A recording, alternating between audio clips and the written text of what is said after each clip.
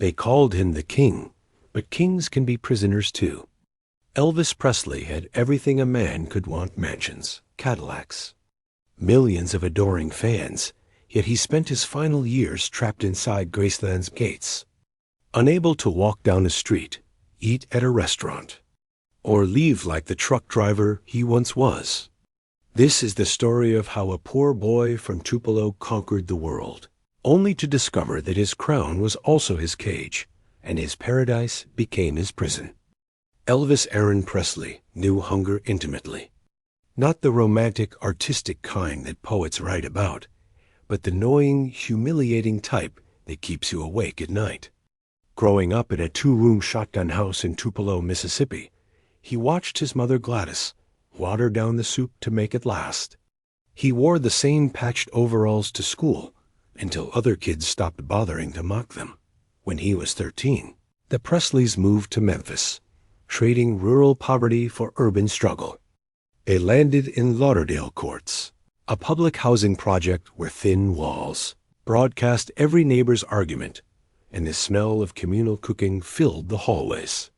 Vernon, his father, drifted between jobs: warehouse worker, factory hand, truck driver, never quite gaining traction. The family remained perpetually one missed paycheck from eviction. Elvis found his escape in music. He'd stand outside the blues clubs on Beale Street, too young and too poor to enter, absorbing the sounds that leaked through the walls. Gospel music at the Assembly of God Church offered another sanctuary. There, nobody cared about his second-hand clothes or his family's reputation. When he sang, people listened. At 19, he walked into Sun Records and paid $4 to record 2 songs as a birthday gift for his mother. That's what he told receptionist Marion Kisker, anyway. The truth was more desperate. He needed anyone, to hear him, to tell him he was worth something. Sam Phillips, the studio owner, heard something in that nervous kid with the greasy hair and the acoustic guitar. Over the next year, Elvis returned again and again, trying to prove himself. Then one July night in 1954, during a break in a recording session, Elvis started fooling around with an old blues number. He moved differently, sang differently. Something wild and urgent burst out of him. "What are you doing?" Phillips called from the booth. "I don't know," Elvis replied. "Well, find out real quick and don't lose it," Phillips said. "Run through it again." That recording, rough, raw, revolutionary, became his first single. Within weeks, he was performing on local radio. Within months, teenagers across the South were talking about the boy who moved like nothing they'd ever seen. Within a year, he'd signed with RCA Records for an unprecedented $40,000. The hunger that had defined his first 19 years was about to be satisfied beyond his wildest dreams. Elvis would have more money, more fame, more adoration than seemed humanly possible. He would become larger than life itself. But here's what nobody tells you about hunger. Sometimes it's the only thing keeping you grounded. Feed it completely, and you might discover you've lost the very thing that made you human. Elvis was about to learn that the hard way. Success didn't arrive gradually for Elvis, it detonated. His first RCA single, released in January 1956, climbed the charts like a rocket. By spring, he'd appeared on national television, and America couldn't look away. Parents were horrified. Teenagers were hypnotized. Ed Sullivan, who'd sworn he'd never book Elvis, paid him $50,000 for 3 appearances, more than he'd ever paid anyone. The camera operators received strict instructions: shoot Elvis from the waist up only. His movements were considered too suggestive, too dangerous. But you can't censor charisma, and Elvis had it in quantities that seemed almost supernatural. When he smiled, when he sneered, when his lip curled, something electric passed through the television screen and into America's living rooms. Elvis bought his mother the house he'd always promised her, Graceland, a colonial revival mansion on a hill with columns and gates and more rooms than the Presleys knew what to do with. Gladys walked through it crying, overwhelmed.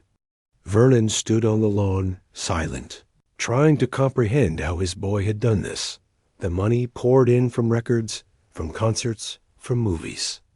Elvis bought Cadillacs by the dozen, giving them away to friends, to strangers, to anyone who admired them.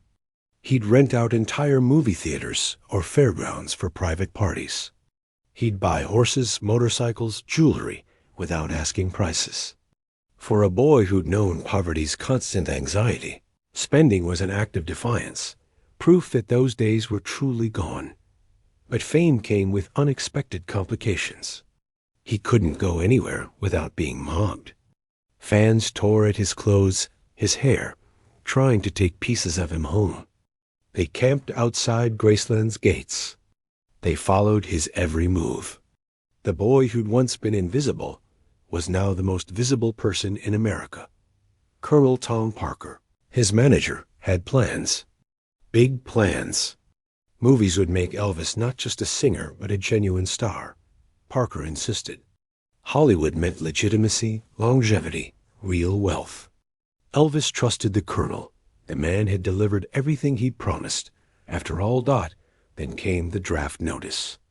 March 1958. Uncle Sam wanted Elvis. Parker saw opportunity where others saw disaster. Go serve your country, he advised.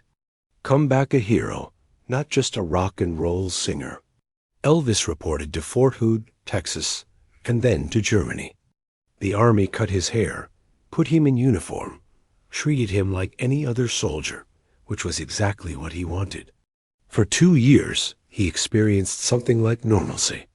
He could walk around base without being torn apart. He could eat in the mess hall, joke with fellow soldiers, be just Elvis again. But in Germany, tragedy struck. Gladys, his beloved mother, his anchor, died suddenly. Elvis came home on emergency leave and stood at her grave, shattered. She'd worried constantly about his fame, about what it was doing to him. Now she was gone, and he was alone at the top of the world. Elvis returned from the army in 1960 to a hero's welcome and a career meticulously managed by Colonel Parker.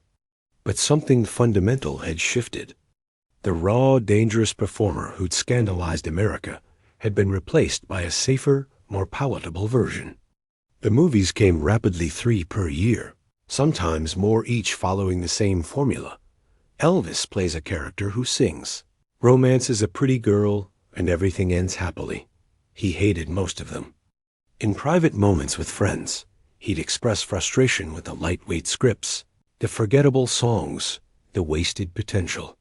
He'd wanted to be a serious actor like his idols Marlon Brando and James Dean. Instead, he was making beach party movies and singing to children and dogs. But the movies made enormous money. And Colonel Parker had a philosophy: don't mess with a winning formula. Elvis was trapped in a contract system that prioritized profit over artistry. He made 27 films in the 1960s. Most were forgettable. Some were embarrassing. All were financially successful. Meanwhile, music was changing. The Beatles arrived in 1964, and suddenly Elvis seemed old-fashioned. Bob Dylan was writing poetry. The Rolling Stones were dangerous in ways Elvis had been a decade earlier. The British invasion and folk rock revolution happened while Elvis was stuck on Hollywood soundstages, recording soundtrack albums that couldn't compete with Rubber, Soul, or Highway 61 revisited. Graceland became his refuge and his prison. He kept a tight circle of friends, the Memphis Mafia. They were called who lived with him, traveled with him, insulated him from the outside world. They stayed up all night watching movies in his private theater, rode motorcycles through the grounds, played football on the lawn. It was a perpetual adolescence, a fantasy world where Elvis never had to face ordinary reality. He married Priscilla Beaulieu in 1967, the young woman he'd met in Germany when she was just 14. The wedding was arranged by Colonel Parker as a media event. They had a daughter, Lisa Marie, in 1968. For a moment, Elvis seemed settled, domestic, content, but the cage was getting smaller. He rarely left Graceland except for filming. He couldn't go to restaurants or movies or shopping like normal people. Every public appearance became a carefully orchestrated production. The spontaneity that had defined his early career was impossible now, not by 1968. He hadn't performed live in 7 years. Rock and roll, the music he'd helped create, had left him behind. Younger, hungrier artists dominated the charts and the conversation. Elvis Presley, at 33, was becoming a relic, a nostalgic memory of the 1950s. Trapped in bad movies and a mansion in Memphis, something had to change. The king needed to reclaim his throne or risk fading into complete irrelevance. What happened next would be one of the most remarkable comebacks in entertainment history, but it would also set in motion the final, tragic chapter of his life. The 1968 comeback special saved Elvis's career and sealed his fate. Dressed in black leather, surrounded by a small audience, he performed with a raw intensity that reminded everyone why he'd mattered in the first place. The special drew huge ratings. Critics who'd written him off admitted they'd been wrong. Elvis was back, but back to what, exactly? Colonel Parker had a vision.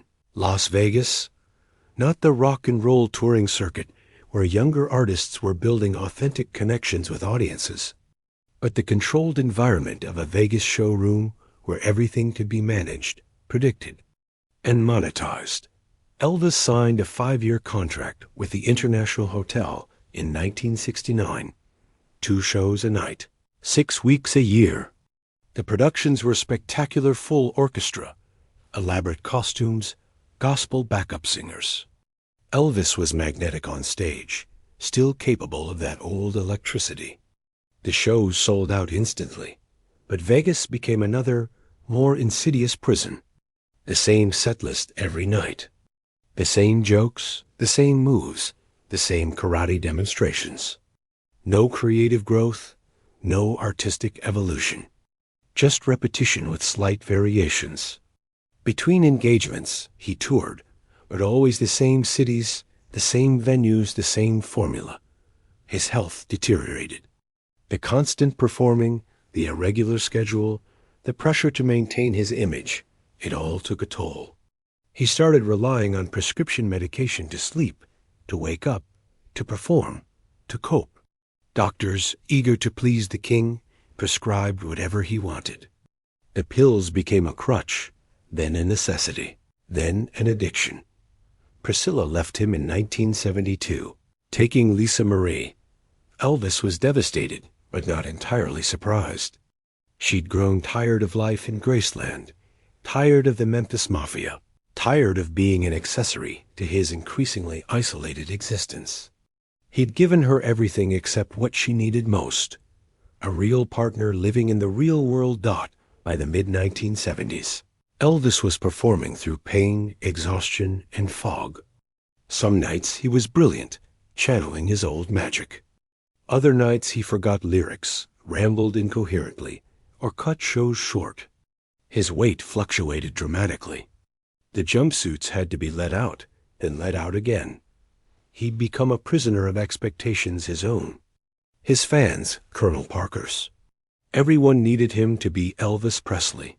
So he kept being Elvis Presley, even as the man inside the legend was disappearing.